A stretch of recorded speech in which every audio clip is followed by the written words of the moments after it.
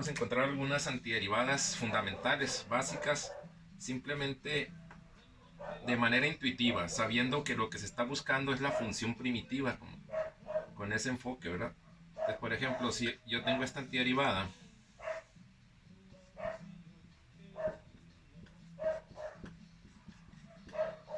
así, significa que estoy buscando qué función, o sea, perdón, se derivó para obtener este resultado. Entonces, por eso estoy diciendo que voy a antiderivar. Y entonces la antiderivada de varios términos es como si buscara qué término se tuvo que derivar para obtener este, para obtener este y para obtener este. Entonces es como si fueran, en realidad aquí, separando en antiderivadas.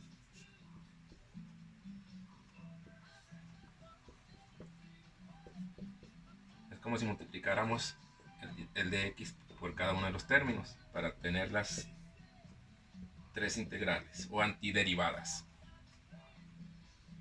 Aquí es el enfoque de antiderivación, ¿no?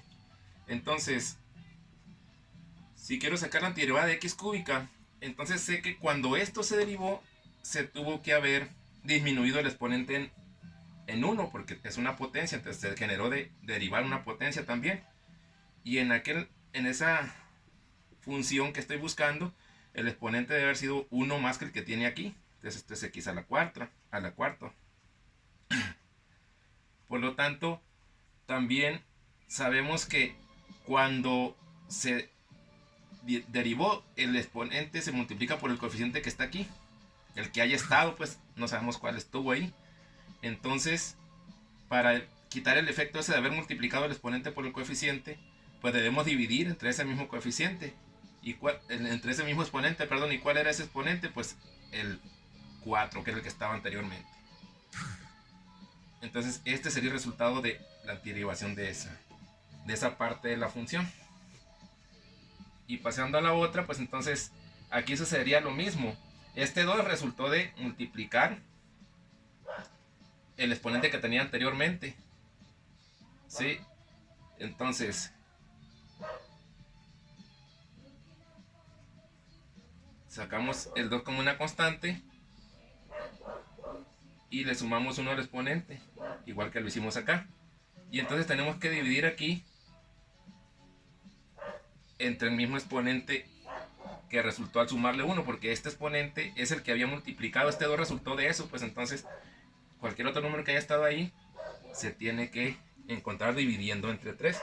O sea que en realidad lo que estaba al principio era 2/3. Entonces cuando se multiplicó por el 3, ese 3 se canceló con este y por eso nada más quedó ese 2, ¿verdad? Y luego pasamos a lo siguiente. Entonces esta es una constante. Entonces sabemos que cuando se deriva un término que nada más contiene la x, por ejemplo la derivada de 3x es 3, la derivada de 4x es 4, entonces la derivada de ¿quién es 5? Pues de 5x. Y aquí nada más hay que sumarle una constante porque no sabemos si en la función original había una constante que al derivarla fue 0 y desapareció. Entonces para tener la expresión general de esa función le ponemos la constante ahí y de esa manera antiderivamos de forma intuitiva. No estamos diciendo de ninguna fórmula, simplemente sabiendo que estamos regresando o haciendo el proceso a la inversa, ¿no? de la derivada.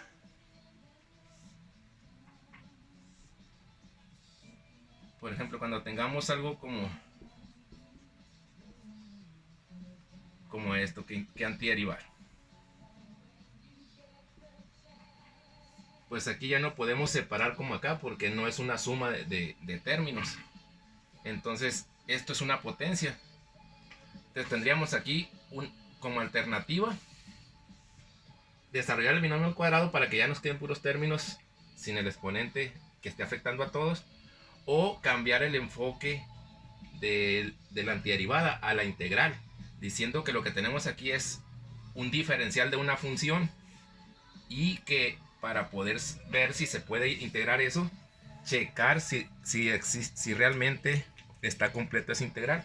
En un video anterior dijimos que al diferenciar pues se partía, era como si consideráramos que se partía la función en porciones pequeñísimas. Eso significaba diferencial.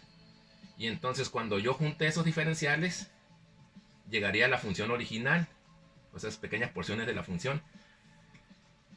Y entonces debo asegurarme que los diferenciales antes de integrar son los correctos. Entonces por eso es que si sigo ese enfoque de integración, tendría que ver o revisar si está completo el diferencial para la función que yo estoy suponiendo que se está integrando, ¿no? Entonces, pero si quiero seguir de la manera intuitiva, pues lo que tengo que hacer es desarrollar el binomio al cuadrado y ya tendré una expresión igual o semejante que aquella. Entonces el binomio al cuadrado sería el cuadrado del primero, sería 9x cuadrada. El doble del primero por el segundo, pues serían aquí 12x más 4 de x. Entonces esa sería mi antiderivada. Y entonces ya sé que el 9, que es una constante, lo sacamos fuera. Porque en la derivada también las constantes se sacan fuera de la operación, del proceso, ¿no? Entonces sé que la x esa debe haber tenido en el exponente una unidad más que la que tiene ahí.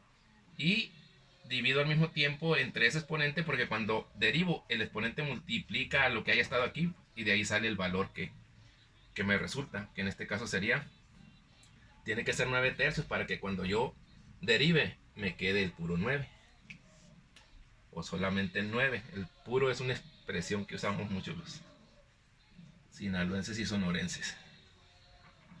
Entonces aquí otra vez la constante la sacamos fuera.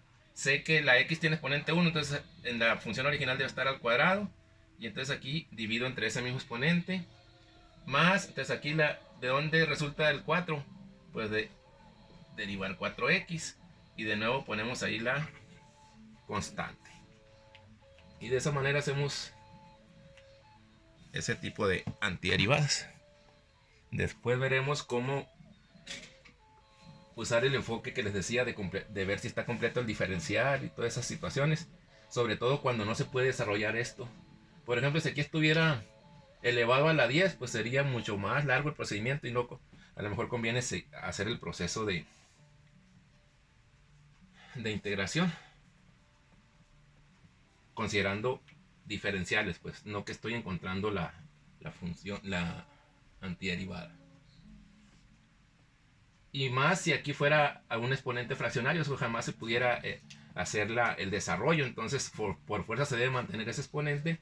Y ahí es donde tenemos que aplicar